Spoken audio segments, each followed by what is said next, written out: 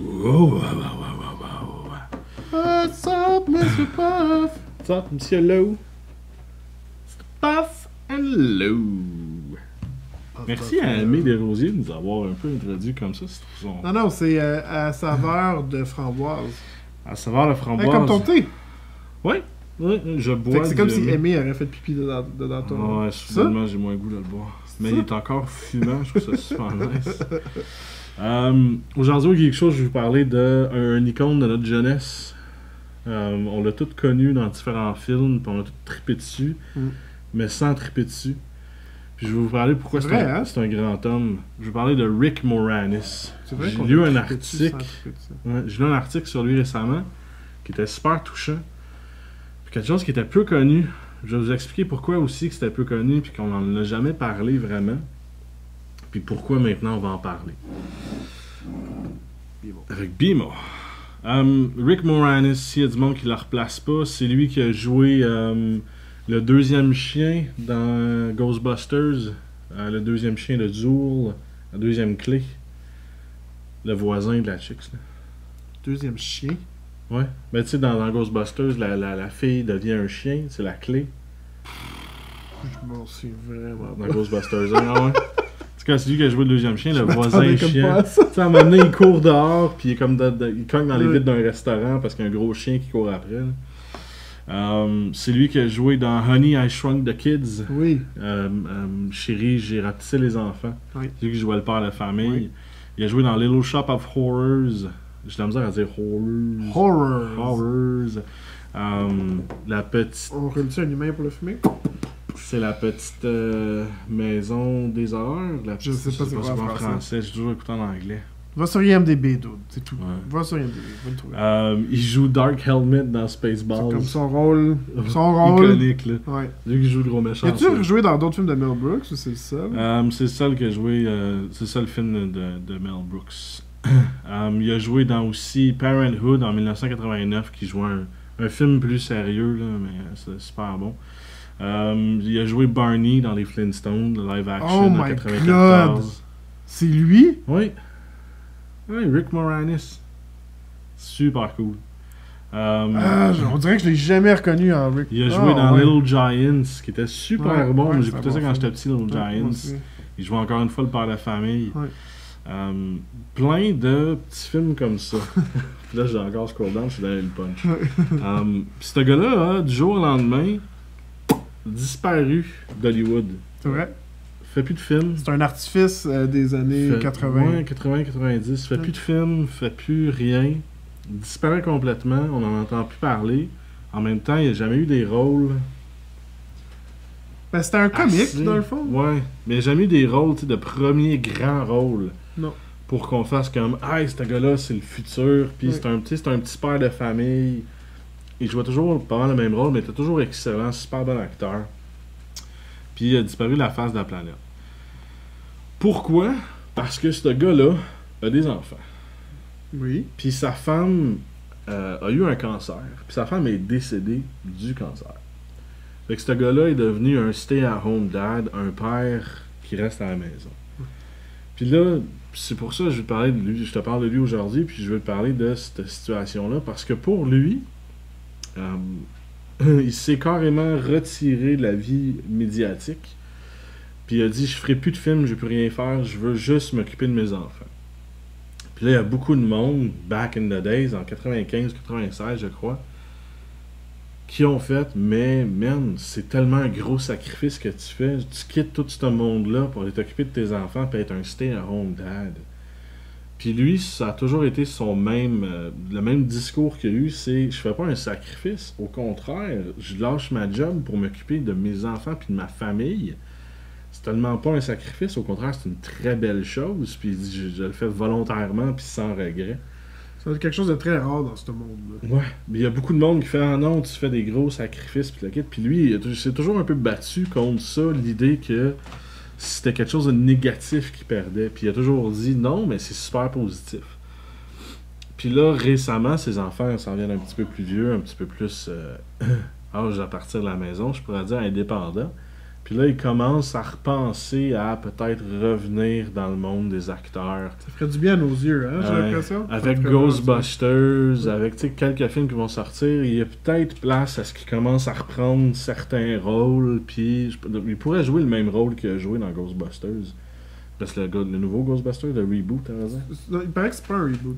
Il paraît que c'est un. Non, c'est un reboot. Ah, c'est un reboot? Non, ça vient d'être nommé comme reboot. Il voulait faire une continuation au début, que c'était en fin de compte les enfants des gars. Pas les enfants, mais oui, un des kids, c'était l'enfant de Venkman. Puis le restant, que ça soit Ghostbusters, soit devenu une grosse entreprise, puis ils ont un peu perdu le contrôle de leur entreprise. Puis là, il y a une nouvelle menace fantôme qui arrive à Star Wars. Puis. Puis que là, ils reprennent le contrôle de la compagnie comme ça. Mais ça a été scrappé, ce scénario-là, puis à cause, entre autres, pas Dan Aykroyd, celui qui est mort, celui qui faisait le gars technologique avec les lunettes, je me rappelle pas de son nom. Je sais que Bill Murray voulait pas revenir. Ouais, puis Bill Murray voulait pas revenir. Ouais. Fait qu'ils ont décidé de faire un reboot, puis d'y aller avec un all-female cast, puis ça va être dans le temps présent, au lieu d'être dans les années 80 ou de faire des rappels. Ça va être un reboot complet de la franchise avec un all-female cast. En tout cas, c'est pas Bref, c'est pas une sujet, critique pour ça. Mais Rick Moranis pourrait reprendre le même rôle qu'il avait dans la série originale. Ce serait génial, c'est un super bon acteur. On pourrait refaire les films tant qu'à être dans les reboots de Honey, I Shrunk the Kids, mais maintenant, ce serait génial, ce serait débile. Film de comédie, de science-fiction, un peu de même, ce serait fou. Ça serait drôle de voir ça aujourd'hui. Ouais. À date, ça serait étrange pour moi. Parce que c'est comme on dirait. T'sais, le buzz de quelqu'un qui hey, j'ai trouvé un effet spécial, on pourrait faire genre quelqu'un en petit puis quelqu'un de grand à côté, puis on dirait que c'était comme un film autour d'une idée de technique là, comme Avatar genre. Mais il pourrait justement refaire mais tu sais, je veux dire, ça serait pas un film à grand budget là. Je te parle d'un film qui serait rebooté, un film à petit budget, mettons un gros 100 millions là. Peut-être. Ça serait un film, tu sais, puis ça se pourrait, en tout cas. Mais ils en ont fait 32, hein, je pense, de la série originale. Ouais, ils en ont fait pas mal trop. Ils ont peut-être été trop loin avec... Tu sais, tout ça pour revenir à Rick Moranis, qui commence à reparler de recommencer à être dans le milieu médiatique. Puis, ma question est ça. Lui, il dit que c'est vraiment pas un gros sacrifice, puis qu'il l'a fait de plein cœur, puis qu'il est vraiment content de sa décision. Puis il y a beaucoup de gens qui disent « Oh my God, t'en as tellement sacrifié, t'avais une grande carrière. » Ouais, c'est ça. Puis t'as fait le plus gros sacrifice au monde. Puis lui, il considère que c'est un travail, être acteur. Mm-hmm. Puis il dit que le plus grand sacrifice, il a même pas fait de sacrifice. Il a pu s'occuper de sa famille en arrêtant de travailler. C'est le contraire. Le sacrifice, c'était d'aller travailler puis pas voir ses enfants. C'est ça. Ouais. Fait que moi, je le considère comme étant un des plus grands hommes du cinéma après avoir parlé de ça, parce que c'est un très bon acteur. Il a jamais fait Oui, il a fait des films poches, mais il a quand même eu une carrière quand même respectable. Oui. Où ce qu'il n'y a pas eu de faux pas, je pourrais dire. Il s'est jamais mis dans le mal, c'est jamais fait de drogue, jamais, tu sais... J'essaie de le comparer à un acteur d'aujourd'hui.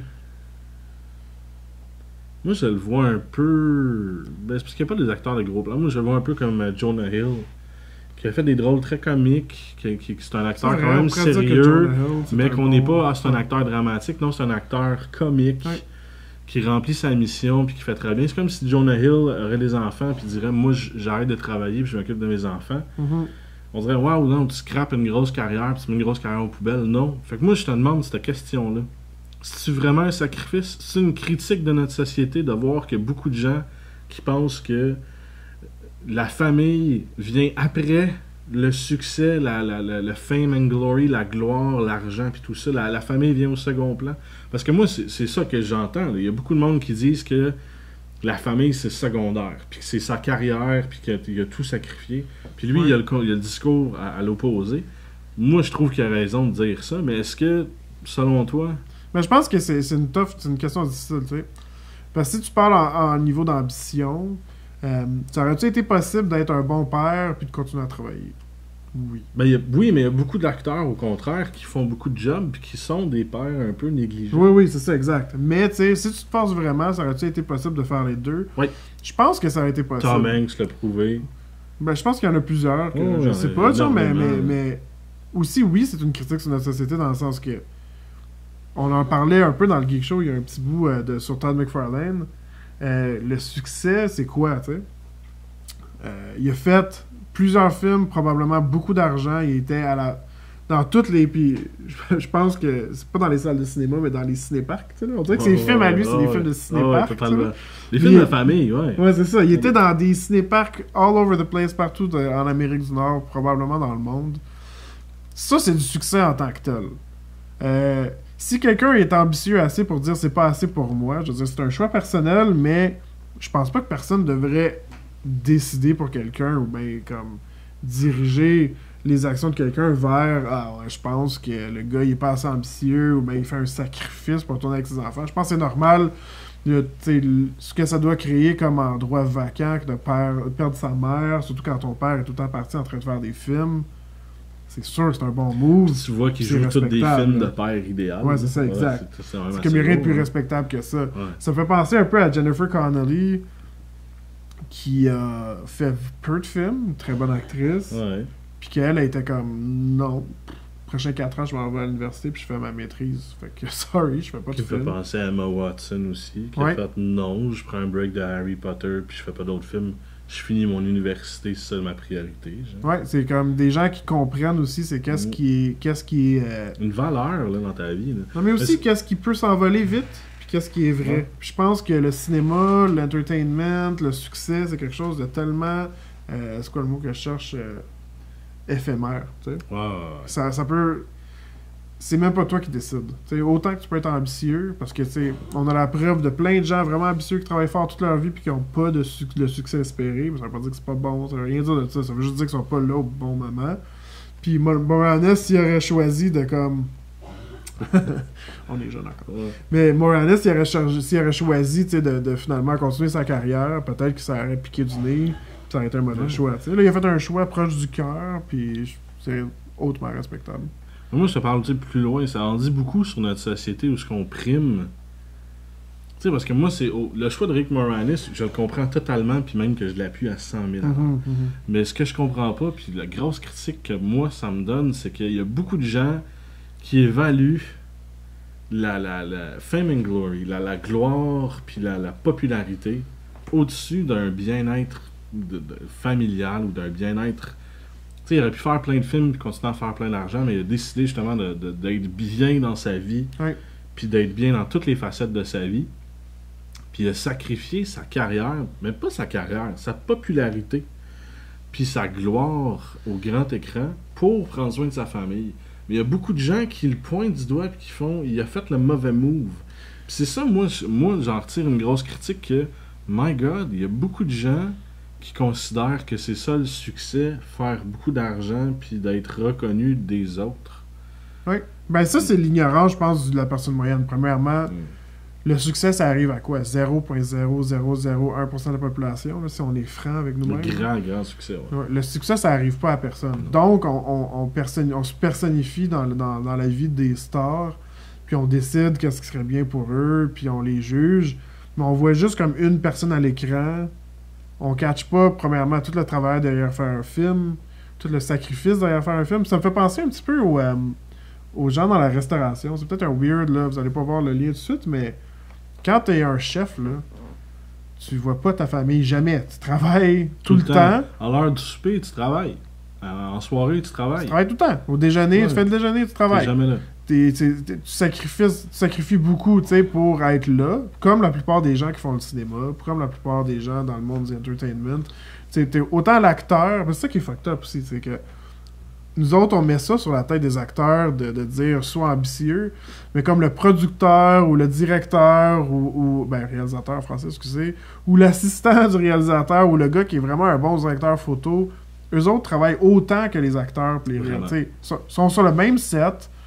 Ils sacrifient autant, ils voient pas leur famille, ils sont tous un peu dans le même patelin, mais nous, on met tous comme cette énergie étrange-là sur du succès sur les acteurs en tant que tel. Je trouve ça vraiment étrange, comment qu'on glorifie ça, quand que dans le fond, c'est comme chacun de nous autres, on se ferait offrir l'option, ok, ben là, maintenant, il faut que tu viennes avec nous autres 6 mois. Tu peux appeler ta famille de temps en temps, mais tu vas être sur le set, c'est comme pas de bruit, tu peux texter si tu veux, mais tu verras pas ton enfant pendant 6 mois. Go. On ferait tout ce choix-là, on ferait tout, let's go, on y va. Je pense qu'on ferait beaucoup plus le choix de Rick Moranis, mais justement, la soif de gloire, puis la soif de ci, puis de ça, nous amène toujours à dire que c'est un sacrifice, mais non, je pense pas que... Ouais. Tu sais, en fin de compte, moi, je dis qu'on devrait peut-être pas glorifier les gens comme ça. Tu sais, glorifier des Patrick Huard, puis tu sais, des Éric Lapointe, puis tu sais, oui, ils ont une grande importance, puis ils font tous leurs trucs, mais pourquoi est-ce qu'on les envie? Ouais, c'est ça. Ben, c'est ça qui est fucké. C'est que par nos non-choix, nous, humains normaux, on s'empêche de faire des trucs qui nous font vibrer. Puis là, on en veut un peu à ces gens-là qui ont fait des choix, qui les envoient à des endroits qui sont vus du reste de la population. Puis là, on dit, tu sais, moi, si je serais rendu là, je ferais pas ce choix-là. Concentre-toi sur toi, là, avant tout. Là. Concentre-toi sur les choix que tu as à faire. Puis, tu sais, en même temps, le végétariat, ça existe pas. Souvent, j'ai vu des interviews avec des gens d'Hollywood, puis c'est comme... It's all bullshit. Tu sais, là, c'est comme... C'est un voile d'illusion. Eux autres, entre eux, c'est pas comme... Ils travaillent comme nous autres, là. Souvent du 9 à 5, ils rentrent chez eux le soir, sont fatigués. On devrait peut-être arrêter, justement, de mettre... De dire que c'est des surhommes, wow, c'est tellement bon.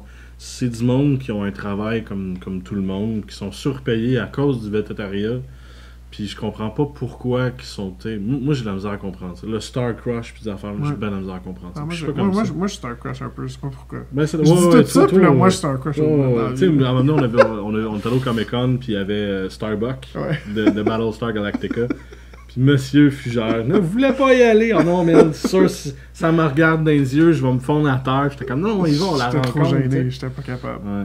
Mais, fait que moi, je suis...